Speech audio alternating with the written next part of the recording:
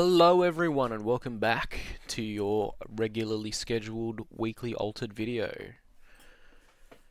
Couple weeks ago, had a comment in the Cowrie and Puff Moona Festival vid that we had, asking to see Celebration Day Moyo.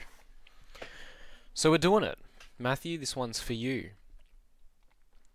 Made a few changes since the last time this one got showcased on the channel, a couple of choices to try and support that celebration day as well. So we'll go through those, but a spell heavy list. 21 of our cards, 21 of the cards in our list are spells plus another 2 permanents, so we are running very low on creatures to play, or characters, sorry, and all of the ones that we are running are relatively low in stats as well for what it is that you're putting into play. So we're really relying heavily on those free moth tokens off of our 4-drop spells to keep us around until we can try and block off with the celebration days. To support it, we're trying out a new card. Got the Undyne here, a 1 mana 0/0/1, so actually found a way to make the stats on a card worse from our Studious Disciples, but it can remove fleeting from a spell when used as a support ability from reserve, which is going to be good. Keeps our spells without fleeting that are already in reserve around for another go, which might be impactful, but the big deal here is that it'll take the fleeting off of our celebration days and our one of fun of Winter Nova, because if we can get 2 cast out of those, we're probably in a pretty good spot. Got a few other spells that we can use it on incidentally as well, so the Blizzards, the Kraken's Wrath, the Lost and the Riptide and the Banishing Gate, all our removal. Instead of trading 1 for 1, we might be able to trade 2 for 1, I guess, because we're reusing the card when we wouldn't have been able to previously. And we're running 2 copies of the Catagear as well. Without the celebration days in the deck, we took these out because you're investing 8 mana in order to, set up something for another turn. But if we can get this into play on the same turn that we can cast a Celebration Day for free, it at least draws us a card, protects us from losing depending on what our opponent invested on that turn, which might be impactful as well. And then just a bunch of random stuff. We've upgraded to the rare copy of Studious Disciple for this list,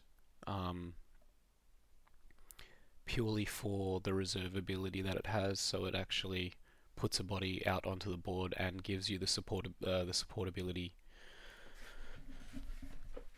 effect where the next spell you play costs 1 less. So if you play a 4-drop spell after playing this, you've effectively played it for free. Put something out on the board, lets you support that Moyo and Silk, so they don't have to just block it with a 2/2/2 character worth of stats. Might come in handy, but we'll see about that. And then the only other major change to the list is that we've got a new unique, a Caladrius from Skybound Odyssey, 4 mana for a 3/2/2, 2 from reserve, so it's a stat positive on the way out. Can defect a character with hand cost 1 or less. Most notably, I'm thinking about tokens that our opponent can have. So Sigismar will always have a Ordis Recruit token around. Kojo will have it around half the time. Sol and Halua, if you can actually delay and manage to steal that off them, it can be probably be a big deal. So we'll keep that in mind if we see any of those matchups, and then it can just exhaust a card if your expedition's behind that you're playing it in. So a little bit extra. The After You effect, doing our best impression of Akesha and Taru, just a little one-off. Not playing around that necessarily, but if we get an opportunity to play it, maybe that After You comes in as well. You know, we know how to use that one from our time with Akesha and Taru, but definitely not what we're looking at playing. I believe it is off the rip the only stat positive creature in the deck.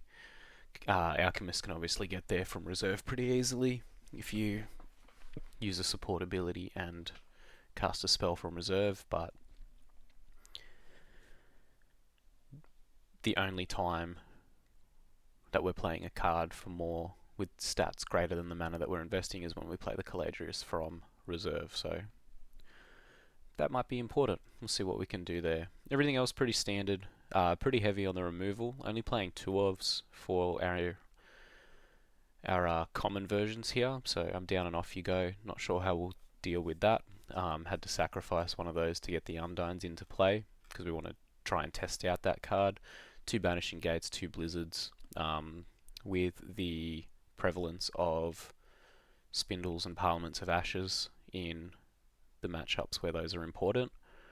I figured some ways to get rid of characters without targeting is going to be important. Kraken's Wrath for everything else might be a big deal, and Lost in the Riptide we did drop down one of those to get Celebration Days into the deck as well. So we should have a decent amount of cards. 1, 2, 3, 4, 5, 6, 7, 8, 9, 10 spells and characters that draw a card.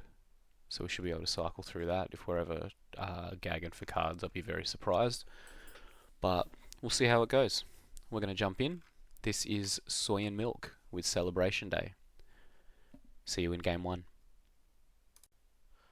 And here we are with Game 1 of Soy and Milk, showcasing Celebration Day at the request of a viewer. We'll see how we go with it. Alright, how's this hand look? One of the Celebration Days did show up, running 2 of those, but I think we need to get rid of that. On the following turn, so we could play Baba Yaga this turn, bounce it with the Alchemist, and then get an extra draw that way. I think we like this. Against a presumably permanent heavy opponent, Tooth Fairy is less advisable.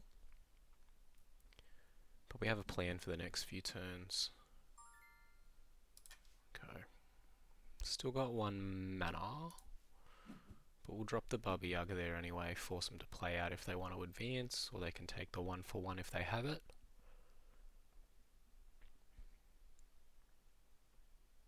Blizzard might be nice at some point. Not really useful in the first few turns of the game, but can really blow out an expedition. You get your moth token off the back of it, so if you ever do it on the hero side, it adds 2 power to that and takes away whatever they have. But we'll see what our opponent wants to do. They know they've got free reign to play whatever they wish, but they might not have a 1-drop in hand. Who knows? Their hand might have been bad.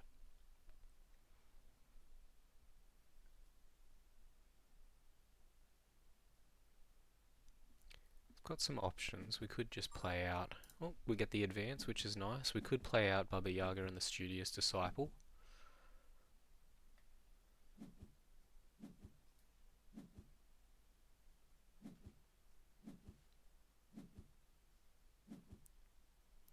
The next Celebration Day. Alright. We do want to show that off, so we're going to keep one at the expense of that Blizzard that we drew.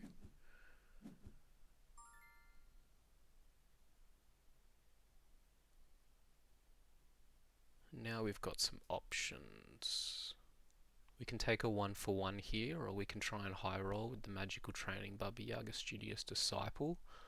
No Silas in this list, so we don't really care about hand size that much.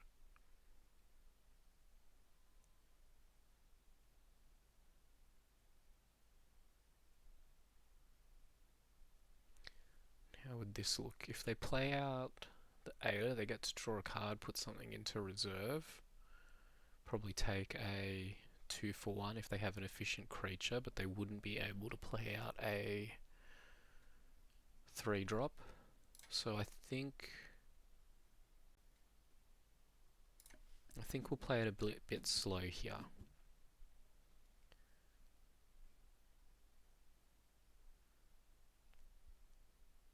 Don't know how useful Undyne's going to be.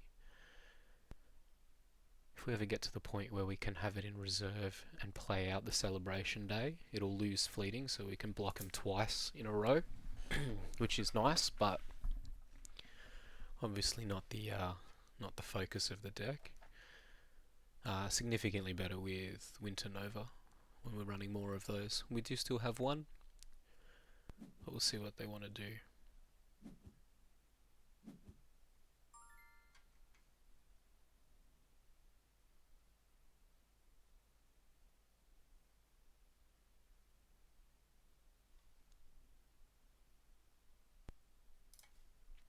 Alright, they do permanent joins your expedition landmarks, gain arcane counter, spend 3 to make a brass bug. So a bit of a slow burn there. If they have nothing in hand to do, we can block them off with the Baba Yaga, and then next turn bounce the magical training with the Alchemist.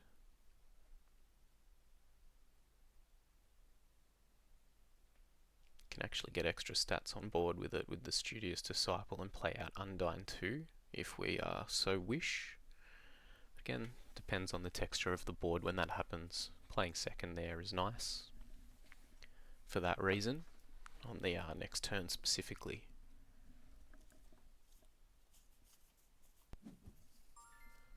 So they pass, we drop out our Baba Yaga, take a cheeky 2 for squat. And our hand is looking relatively zesty here.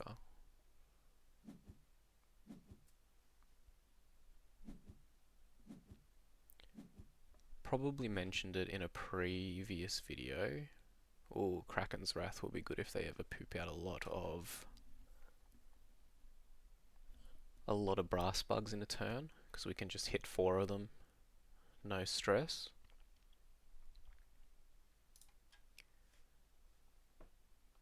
Get to see what our opponent wants to do.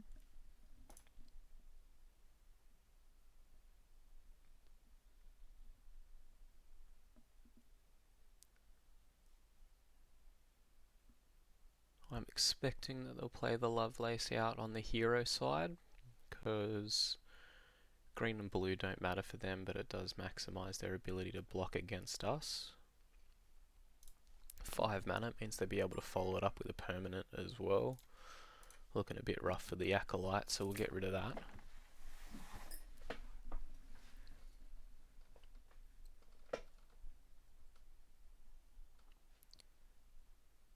And see what it is that they want to achieve.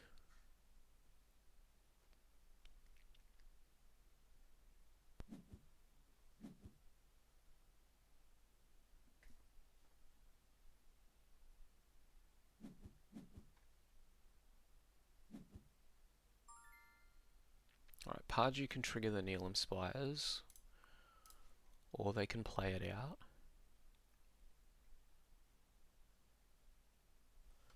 If we take this line, we would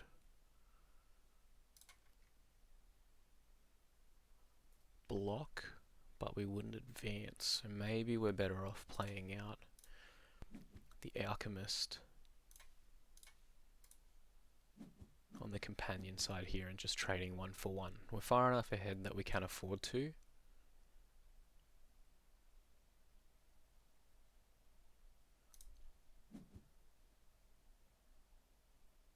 They do in fact make their Aerolith token, get their Neelam Spires running.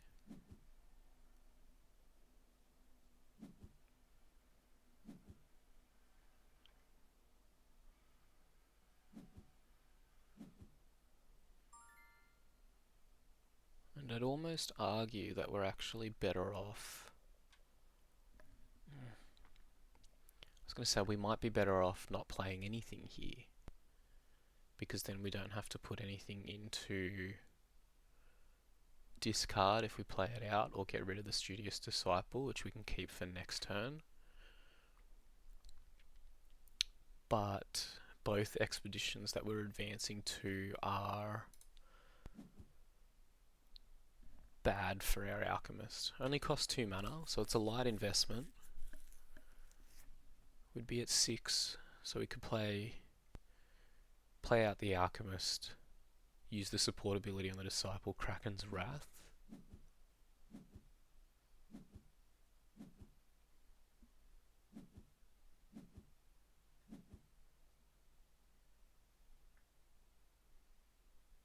Undyne not looking fantastic here.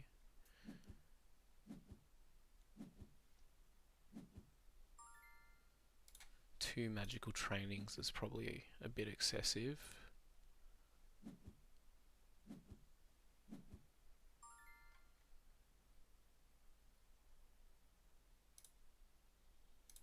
But we do get to see what they want to do.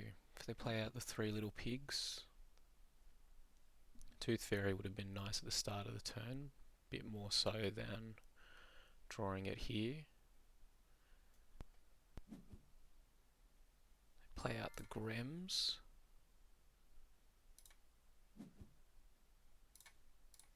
So we'll contest here. They've given us the opportunity to hit the pigs with the Tooth Fairy.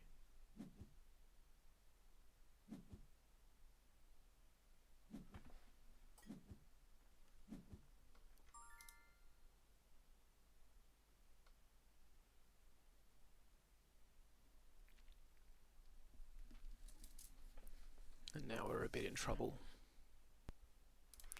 Don't actually have any 1-drops that we can hit here, but we'll cycle the card anyway.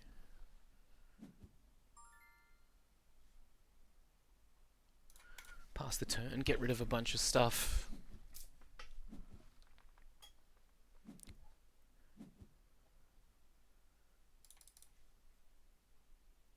Get rid of those 3.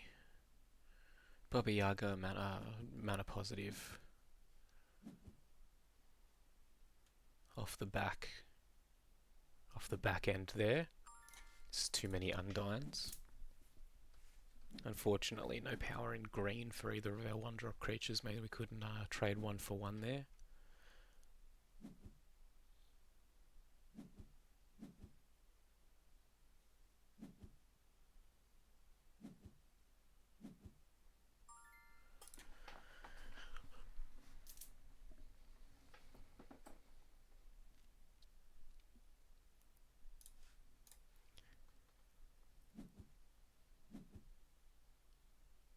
Kraken's Wrath is looking mighty zesty here. Be able to boost our Alchemist. They'll sack and draw a card, but we'll get to see exactly what it is that they want to do.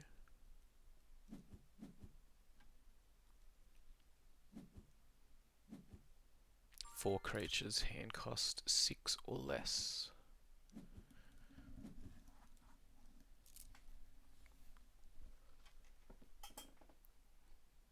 And the rare Studious Disciple has been a bit of an addition here. Okay.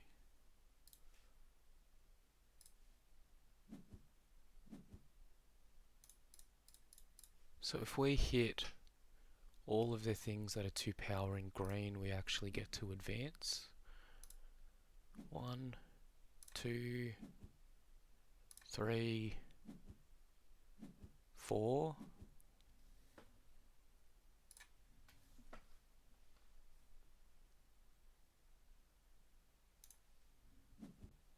Get to make our moth for the first time in the video as well. That's cool.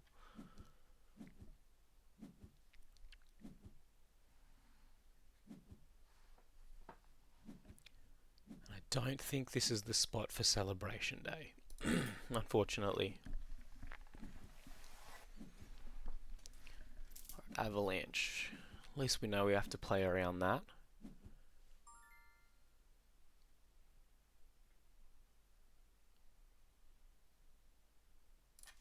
Still too many Undines.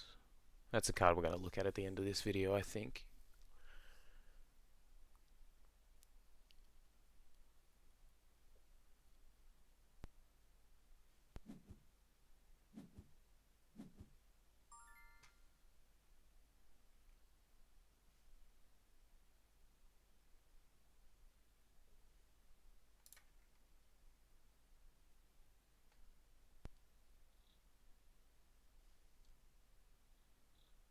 Five power or less, so they could get rid of 2 mana moths and we can make 7 on one side.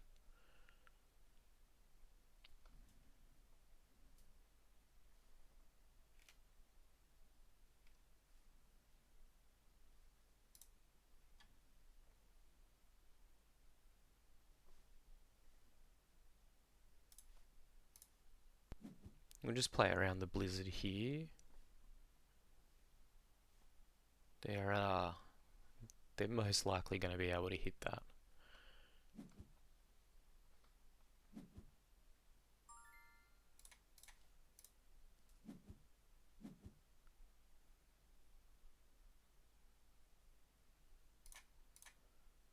And I think that's actually the hit for us. Potentially not. They don't get any value off it next turn because they're playing first, but if they play out another permanent here... Yep. At least we get through the avalanche.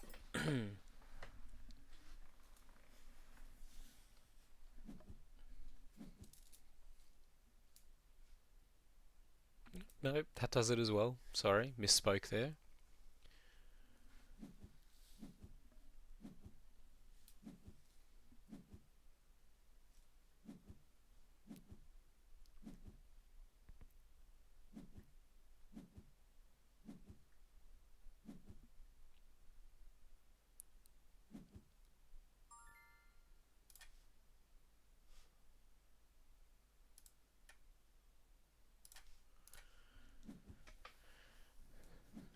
We'll send the avalanche. We've still got our 2 8-drops.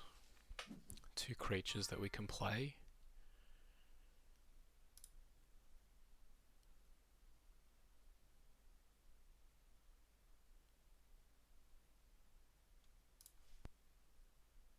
We'll drop a Studious Disciple and see what it is that they want to do. If we can work through any more of their cards this turn.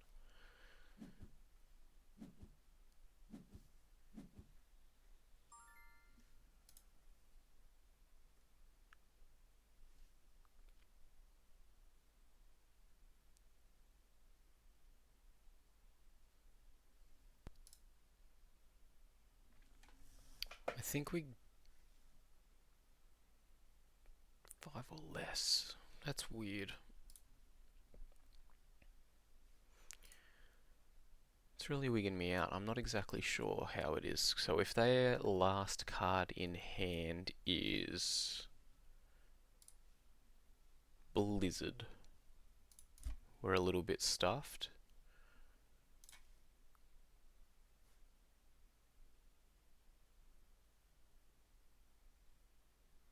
But we're also a little bit stuffed next turn anyway.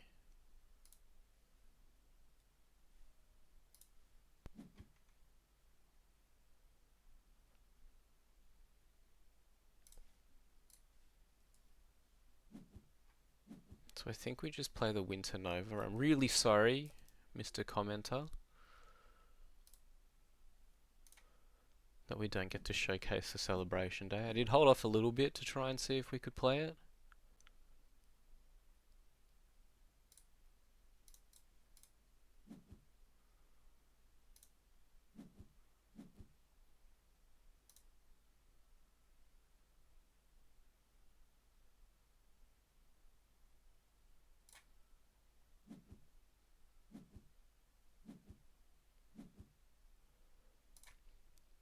So we'll make our Mana Moth, draw our card.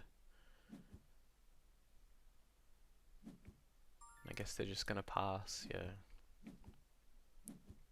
That's alright. Wasn't the spot for it. We'll get a chance. Can't be too mad. We're complaining that we won the game.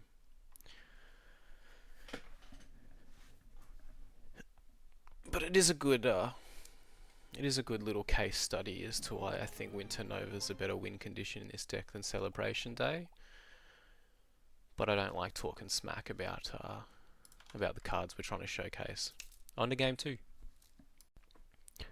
And we're back for round 2 of our soy milk health binge. It's good for you, probably. We're playing second versus Fen and Crowbar. So what are we going to do here?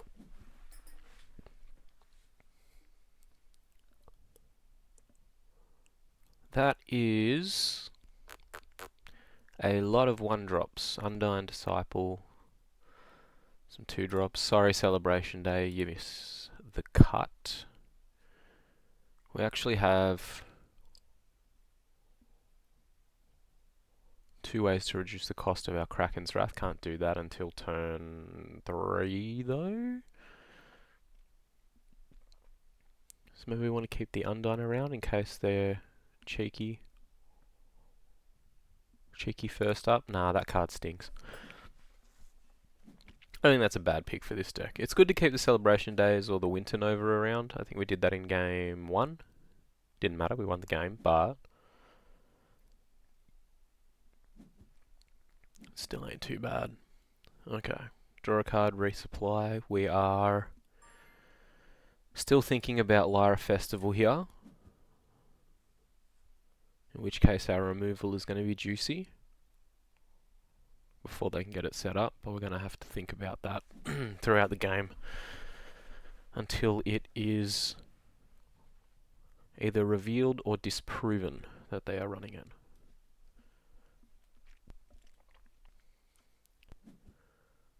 Sneaky 2-drop here. We'll trade 1 for 1, we're okay with that. They get their Lyra Signet back, good for them.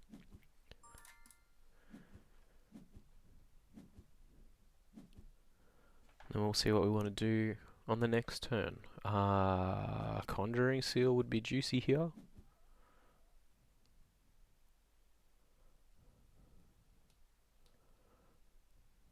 And I think we're going to prioritize this Kraken's Wrath until they drop a Parliament of Ashes or we get something better.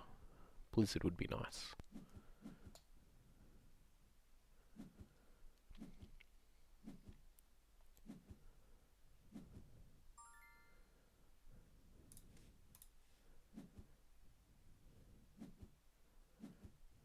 We get to see what they want to do.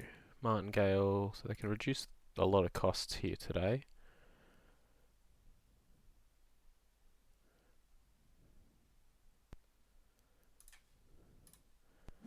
Our hand's looking a little bit cheeks.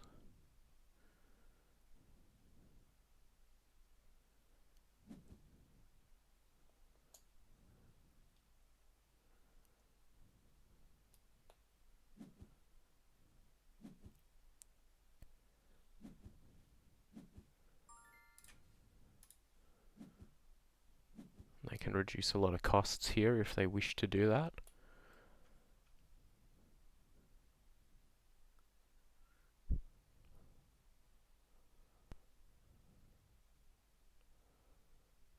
But we play around the Lyra Signet by giving both of our characters fleeting from reserve. So, go us, I guess.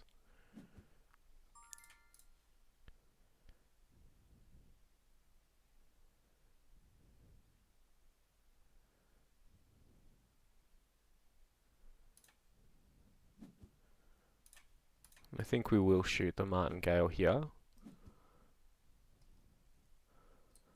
That way, if they want to bounce something with the Ink Caster, gonna have to commit to 1 for 1. Although I guess a third Martingale in hand would get him a 1 for 2.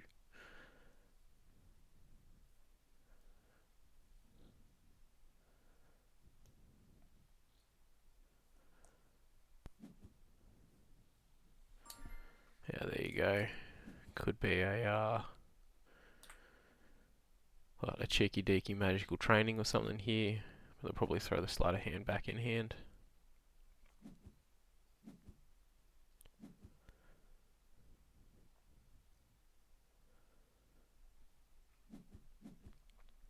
In festival matchups, unfortunately,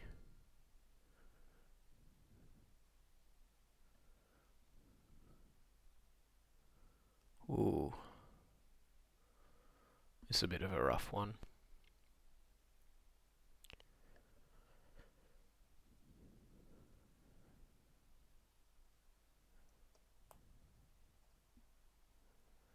We need to play out some form of character here. Might be looking to just trade with the moth to a flame, keep the Baba Yaga, but we just talked about how important that Kraken's Wrath is going to be if they don't get the Parliament of Ashes out.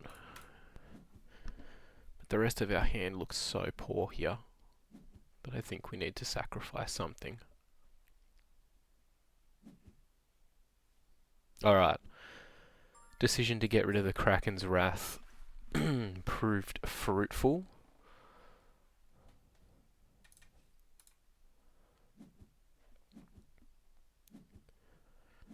They get to block us here. On the companion side with what they're showing, with the Inkcaster and Martingale. But they might have a better idea.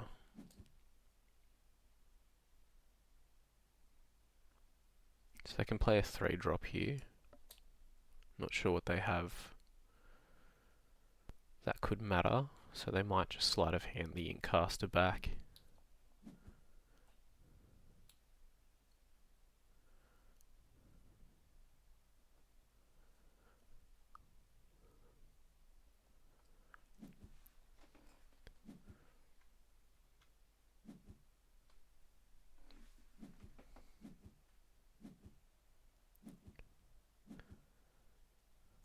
It's still a 1-for-1, still suspicious of Lyra Festival, but Kraken's Wrath is a particularly poor answer to Parliament of Ashes. Targets 4 things, makes you pay 4 more mana.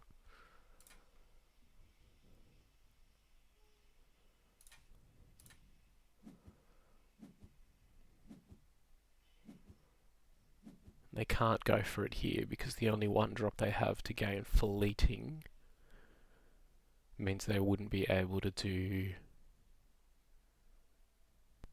Festival and Counting Sheep.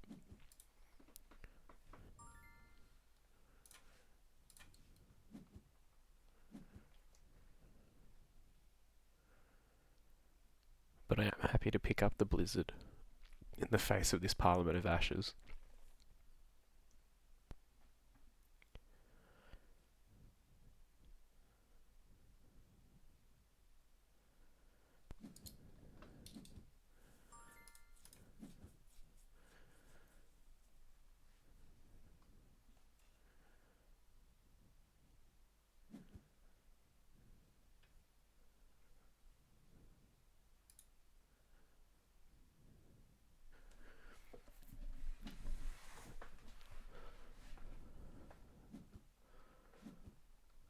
Sleight of handing the Requiem back. Definitely something they're allowed to do. Alright, aloe vera is a pretty big indicator that they're probably running some form of festival list. Just haven't found one yet.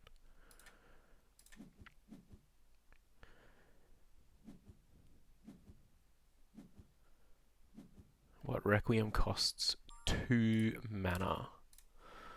We'll get rid of the Banishing Gate. We're going to try and do our best to just flat out ignore this Parliament of Ashes.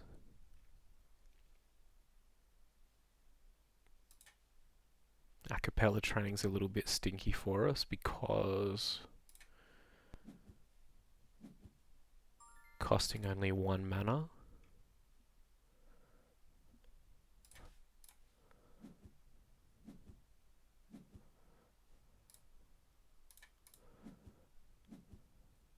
It means that they're going to be able to hit something out of our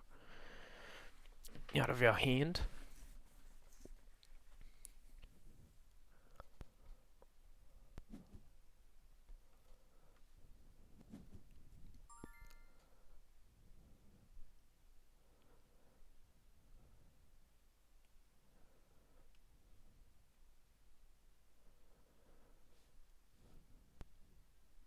Lost in the Riptide would have been good here if it weren't for that bloody Parliament.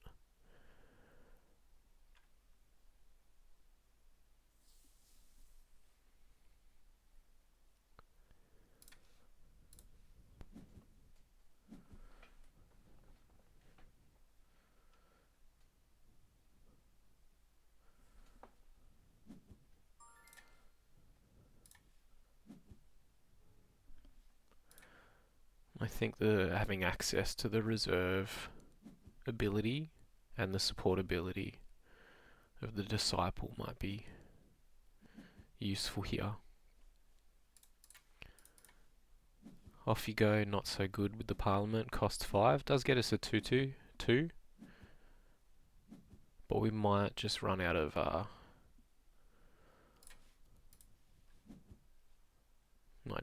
gas here.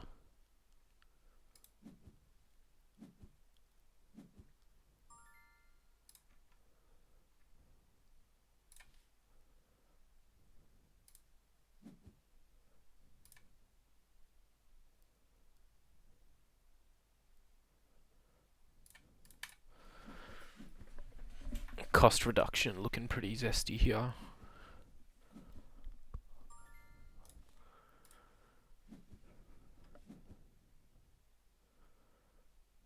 No fleeting for our opponent with the festival. We might just end up losing here.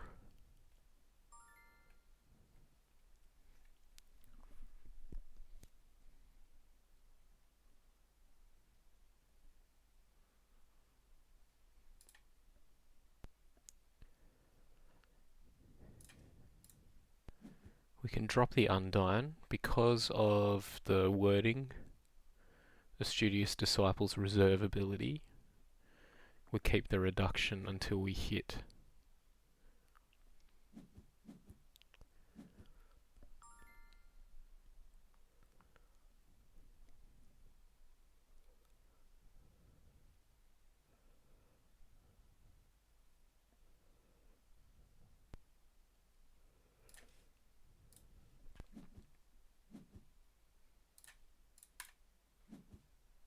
Until we hit the... What's the other thing? I was going to say a word. I forgot it. Until we cast the next spell. That's what I meant.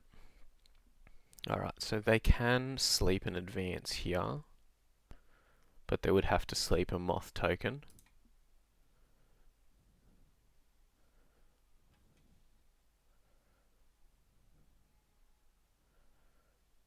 They could return it to hand, reduce cost, give the Undyne fleeting, and sleep with the Twinkle Twinkle. So use Hathor's support ability to bounce the Twinkle Twinkle, cast that on the moth, and then use the extra mana to give Undyne or the Tooth Fairy fleeting as they wished.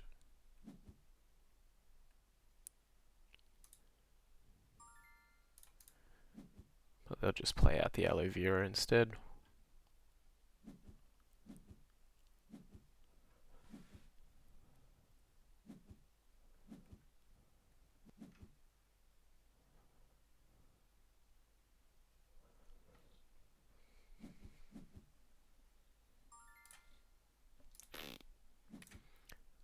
It's looking a little bit rough here, not hit any of our big spells either.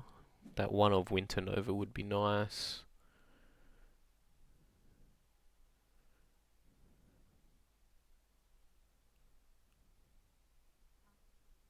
If they play a 1-drop, the Caladrius looks... No, we don't like that actually because of the 2 Parliament of Ashes.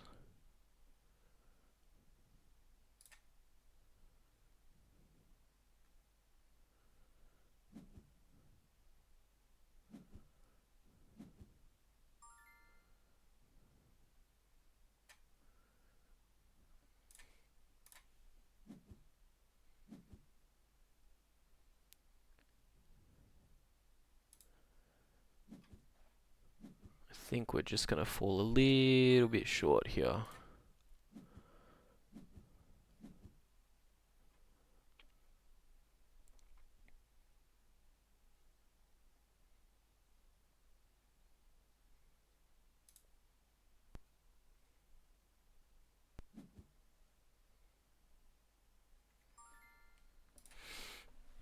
Oh, so close to greatness.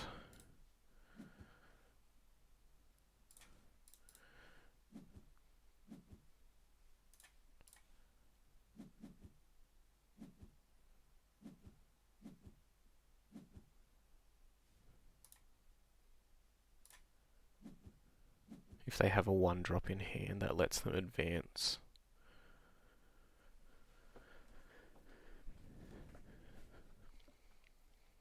Oh, they could still do it with a 4-drop as well. Alright. We're probably falling a bit short here, but we did have some sort of out, depending on how good their hand is.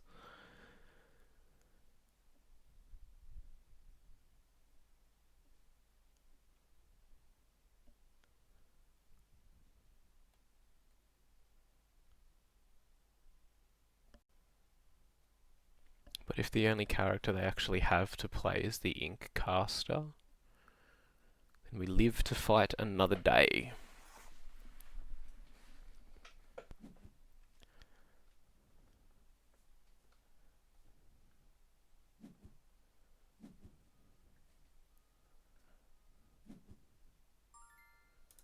We have to pass. They need a 1-drop now.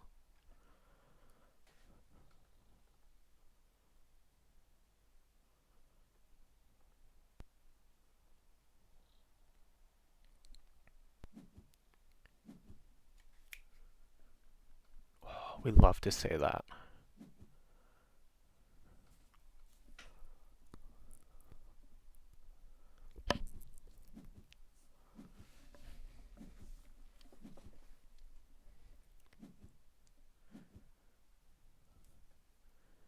Not a lot of creatures in hand. Little concerning. That Baba Yaga would have been nice. But I think we'll get rid of the Conjuring Seal, so that if we want to cast Blizzard, we can.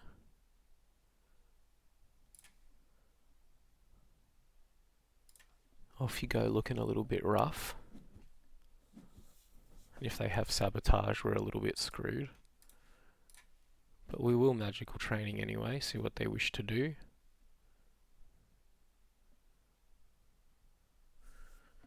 Now, is Moth to a Flame or Moth to a Spring better here?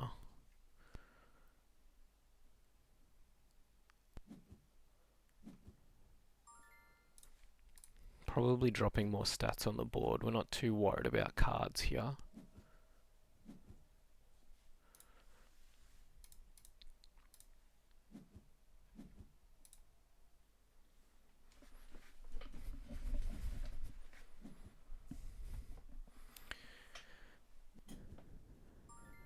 Interesting choice by our opponent to anchor in the face of this Blizzard. So Undyne came in proper handy there. Love to see it.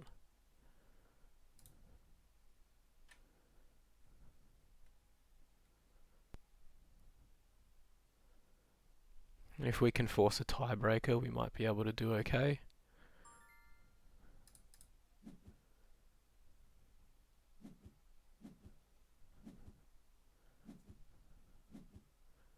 And Nancy is scary. Do we have... Try to read here. Nothing in mana. 1, 2. Both blizzards in reserve.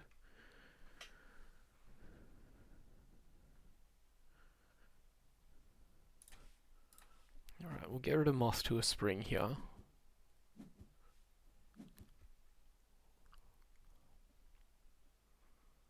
What are our options? We could Alchemist Flame Conjuring Seal. That gets us the extra token off the seal. Sufficient amount of boost.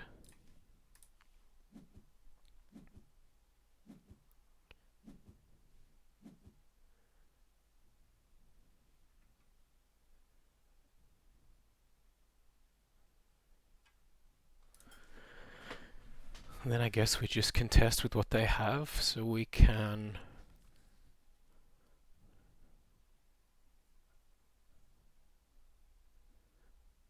How does Lyra Festival work in tiebreakers?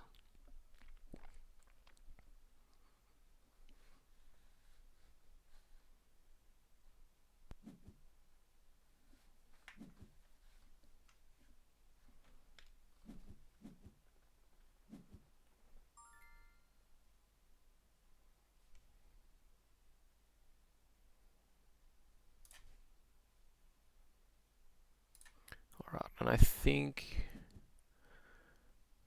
Winter Nova is what we do here. We exhaust their 2 characters in reserve.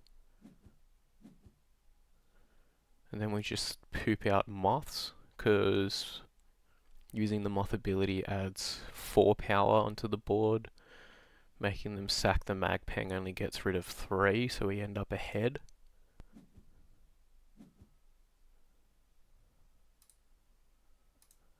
Split them just in case of some form of board wipe.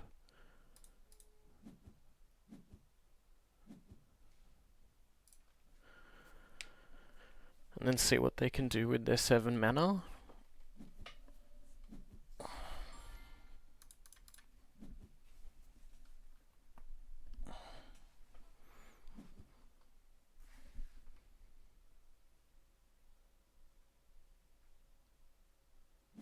I think that's enough.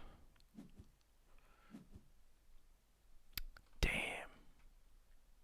That was a good card to have.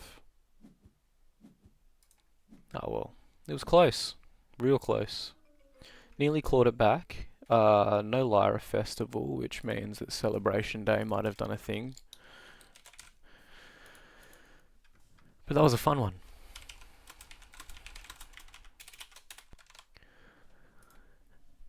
Alright. On to Game 3. See you there. It's Game 3 time. Let's see what we're up against here. Siggy. Little concerned about that one. That's alright. Still haven't showcased Celebration Day. Where are we at with this?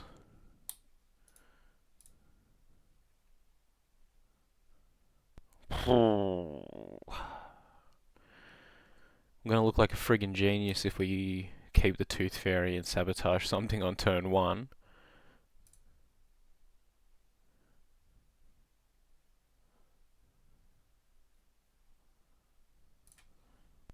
Feel stupid getting rid of one of our alchemists here though.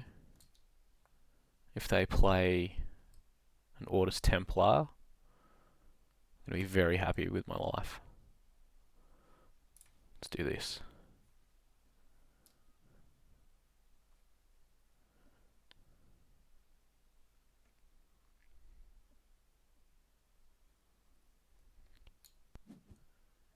Gift of Self. Draw 2. Bit of a weak move from them.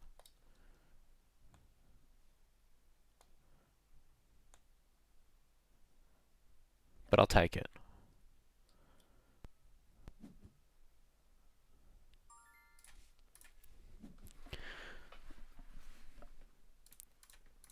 I think turn 1 getting an advance off of our Tooth Fairy is about as good an outcome as we could have asked for.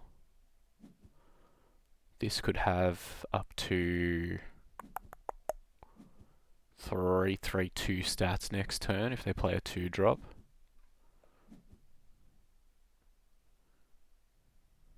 Alright, we are going to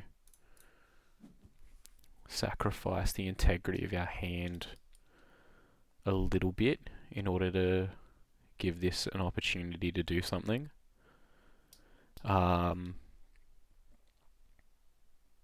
As discussed previously, Celebration Day with Moyo, a little bit of anti-synergy because you make the token, can't really take advantage of it.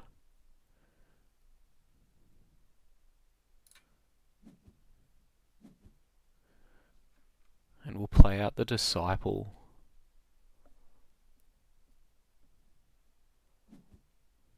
on this side. So they drop a Gargoyle.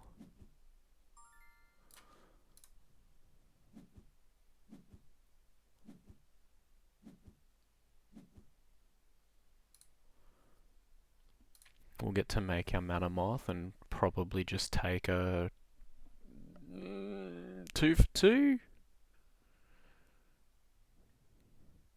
If they play out the Crier, they might have something else, you never know. Aegis Trooper here's a bit of a Aegis Templar, Aegis Trooper would block us, but also cost them 2 cards. They have to get rid of a bunch.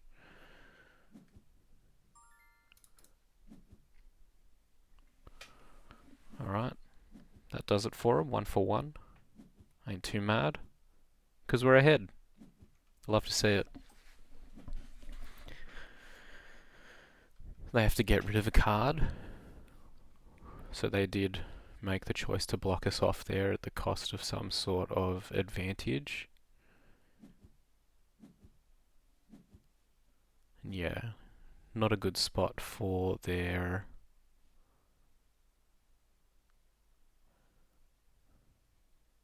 Gargoyle, considering everyone cares about blue.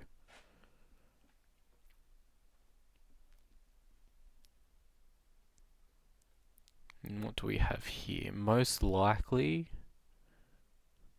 we'll just play out the Moth to a Flame and Tooth Fairy. Unfortunately, can't keep the Kraken's Wrath around, as good as that card would be at some point.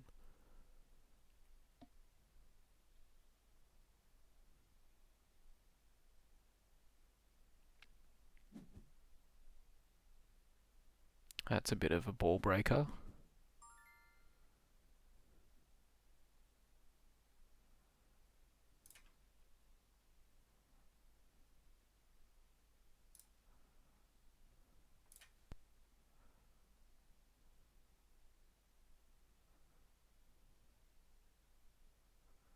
If they have a 1-drop in hand, they can take a 2 for nothing here.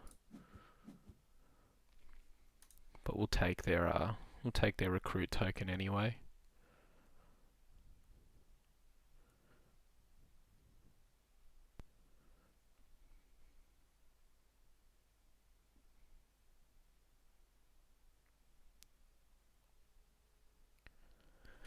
After you, and just playing out two mana worth of resources for a 3/2/2 are both going to see play here, even though it's a vanilla creature from reserve. Alright, if they have a 1-drop in hand, they can have it. Does mean they're going to have to get rid of another card though, so that grind is still looking good for us.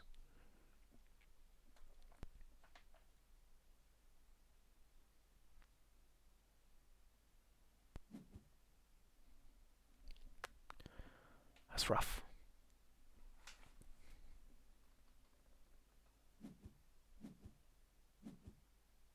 It's alright. They've caught up. We expected that at some point. This deck's really good at sneaking its way around. However, they're going to have to get rid of something. We don't really care too much about the Tooth Fairy.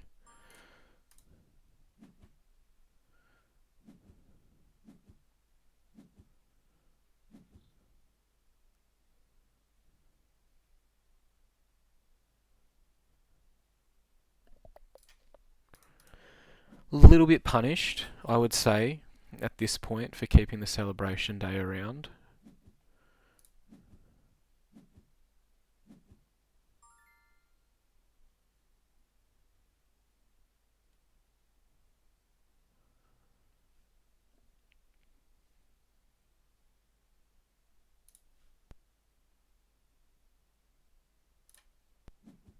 I think we'll drop the Caladrius here first.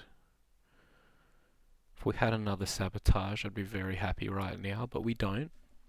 Actually pretty thin on that effect in this list. But they'll exhaust our Moth to a Flame again. Not too stressed about that. We'll see if we can draw something to play here. Catagear ain't it. We're likely to see an Ordis Crier out of them now.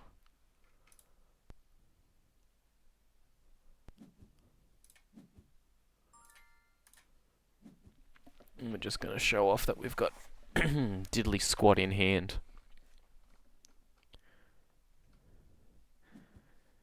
The after you against the Jack Frost was a bit rough there because using that they still would have been able to exhaust our Moth to a Flame. But playing that guy out might have been okay. Another Jack Frost is going to be a bit rough here, but that's the life we live.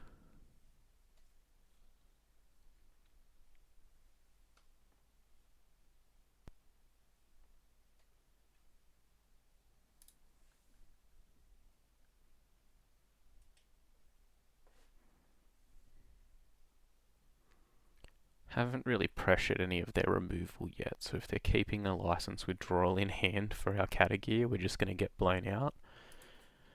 But that's okay.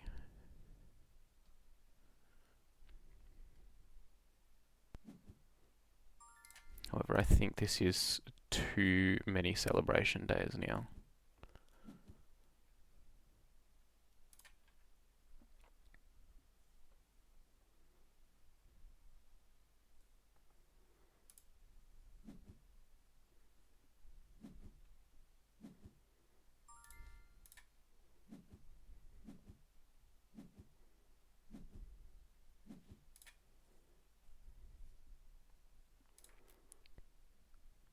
Probably looking at dropping the Conjuring Seal here. If they can advance on both sides.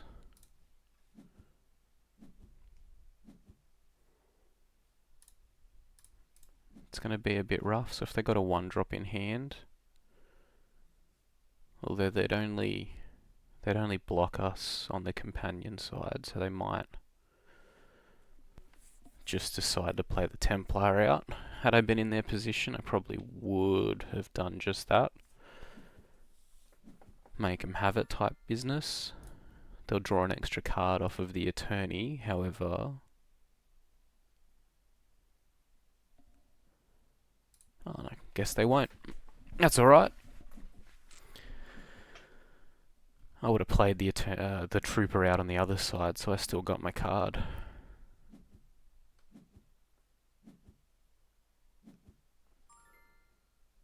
2 off he goes. So we could Catagear Celebration Day here.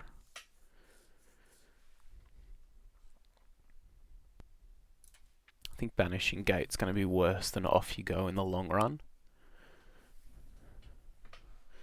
They'll draw a card, but we get to draw a card off of the Celebration Day too. If they have a license withdrawal, again, just going to be a bit out of luck.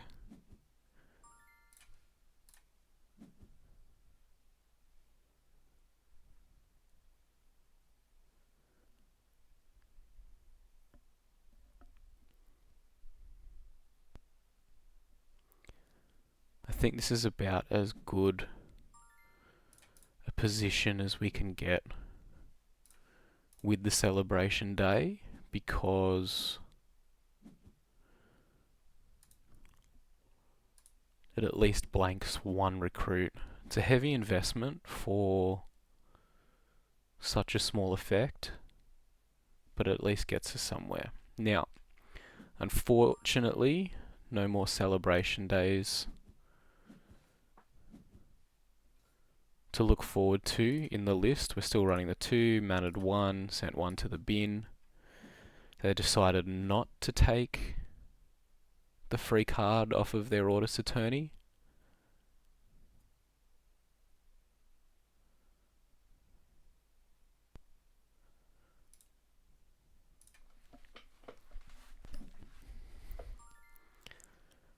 We get to see what they want to do. Probably not playing 2 studios, just 9 mana. Okay, let's count. We get a free spell. Could be the Conjuring Seal. 4, 5, 6, 8, 9. Okay, we're probably not playing 2 Studious Disciples here.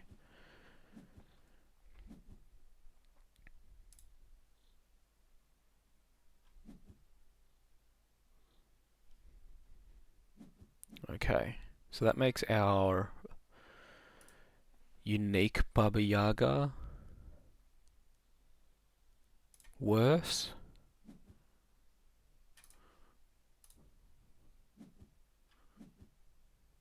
So we'll Moth to a Flame. We'll make our Mana Moth, because they're likely not playing any sort of widespread removal. Gift of Self is a thing that they're allowed to do.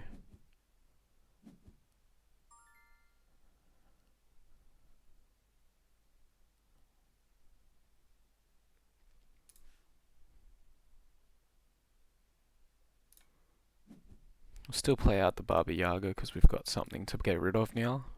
Could have Conjuring Sealed and then done the same thing. Magical Training would have been a good hit for that too if we'd managed to find it first.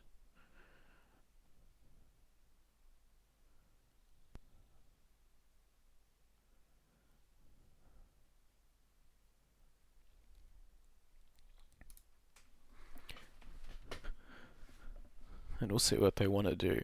So, the Akesha and Taru list that we've played before that focused on Celebration Day, much more interested in getting to 0 cards in deck and recycling that in order to just play it over and over.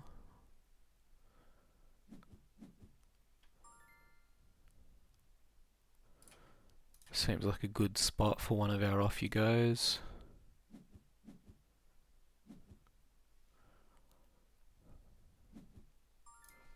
The Conjuring Seal is free.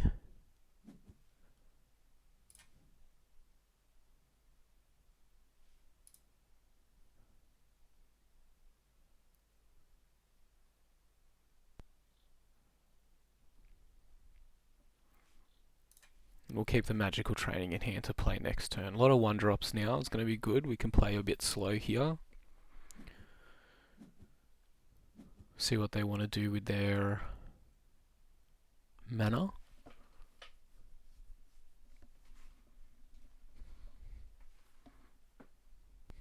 Winter Nova, once again, going to be spicy here. We've got the Category in play, so we get it for free.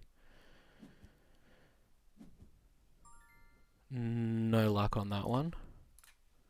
So we'll get rid of the second Moth to a Spring.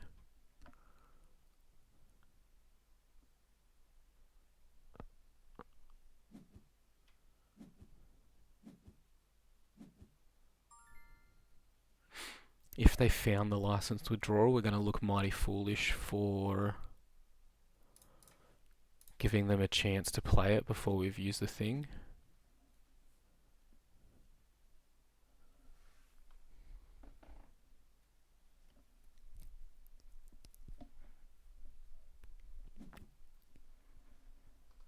They drop a Gargoyle. Magical Training number 2.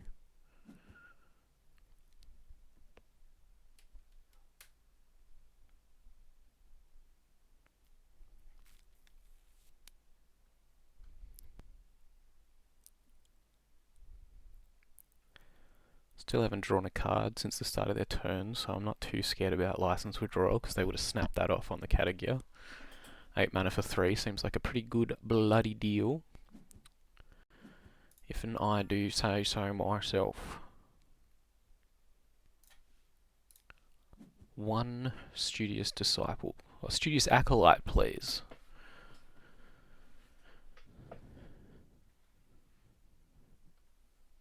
Potentially could have played that out on the other side.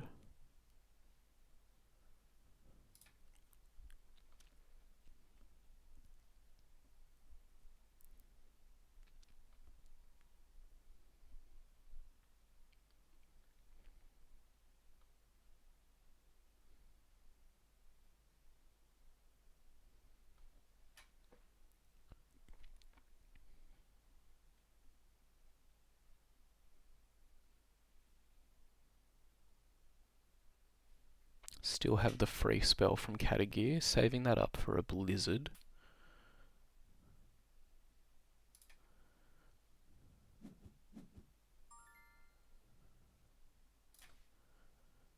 Ooh, okay.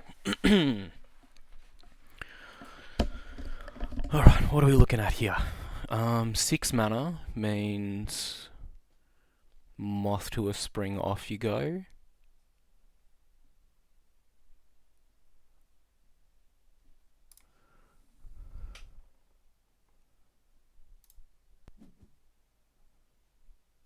So we'll drop the Moth on the companion side. We did get the Winter Nova.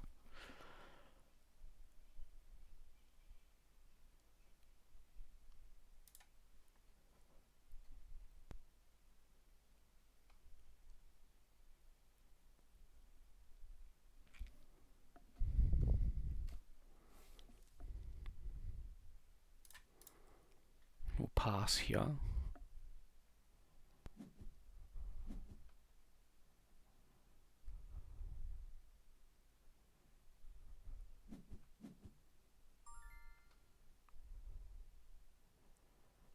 I've got 1 remaining mana.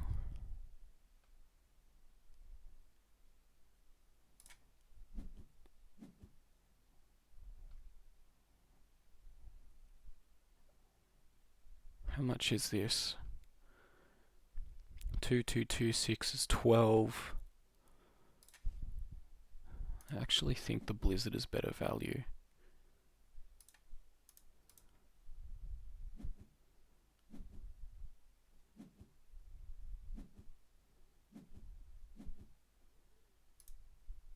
Now we make our Mana Moth.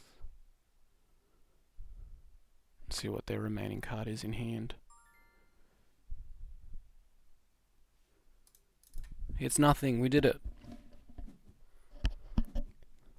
Alright, that was good. That was a showcase for Celebration Day at least.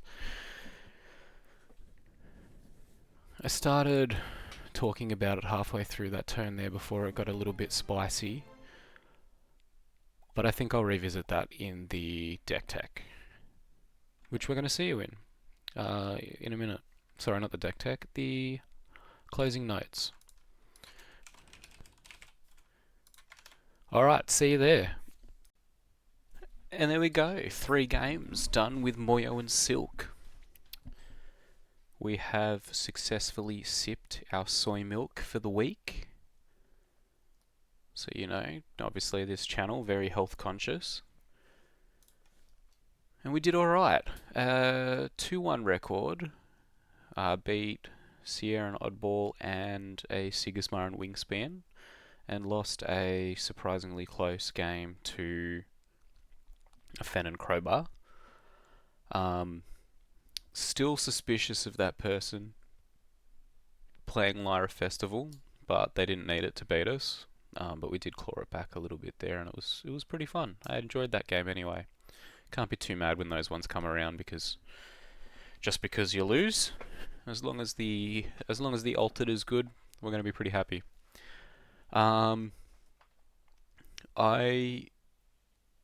would argue that these celebration days are probably better off as Winter Novas, purely for the support package that they need. So not only do you have to play the celebration days, you have to play the categories a little bit as well, I feel. And we did get to showcase that, you know, this card really popped off when it wasn't removed immediately, which we liked to see. But I just felt like if we were ever in a situation where we wanted to play Celebration Day, a Winter Nova might have won it for us anyway, but it's better if you don't have the Catagear in play. The Undines is also a little bit suspect. I think with the Acolytes and the Disciples, and the fact that you're playing a lot of small creatures just to get something on the board, I think there's a world where they're good. They did help at some points throughout this video, but they were consistently the card I was looking at to get rid of when we had fewer choices in hand. So obviously they don't support your 4-drops the way that the Disciples and the Acolytes do, but with the Celebration Days around, there's always the opportunity for that cheeky little get rid of the fleeting, play it twice and really stuff your opponent around.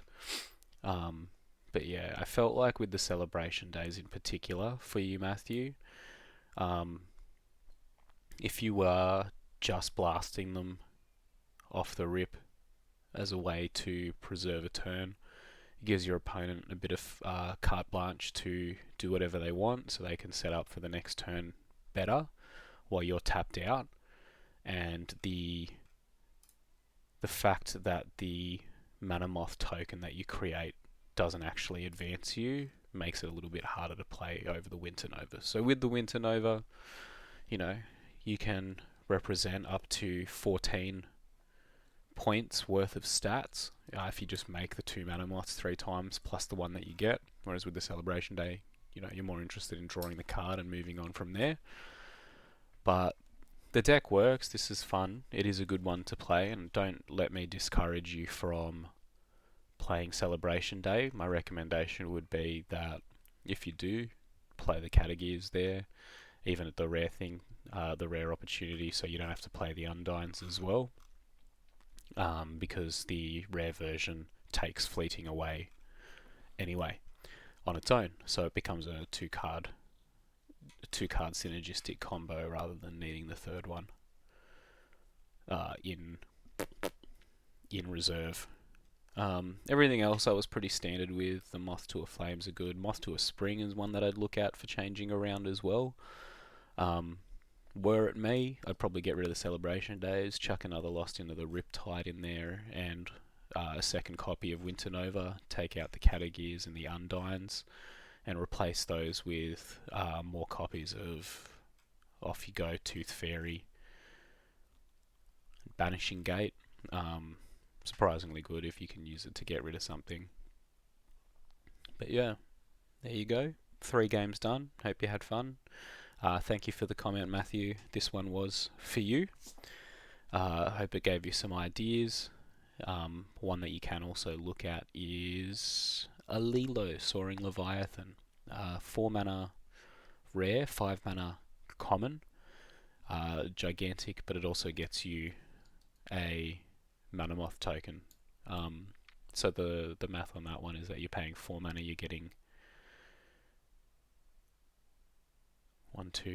4 points worth of stats at rare, or you're paying 5 mana for 6 points worth of stats at common. So that could be one that you think about replacing your Undines with as a little way to adjust the top end. Can also look at boosting effects if you're playing around that one as well. So Helping Hands, Bravos Signets in this list as well.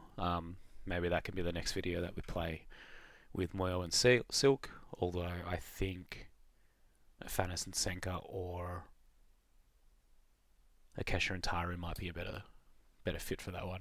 Probably not Akesha. Yeah, if I were to play it anywhere, I'd probably play it in a Fanis, but it can definitely fit in Moyo and Silk as well, because you get the extra stats.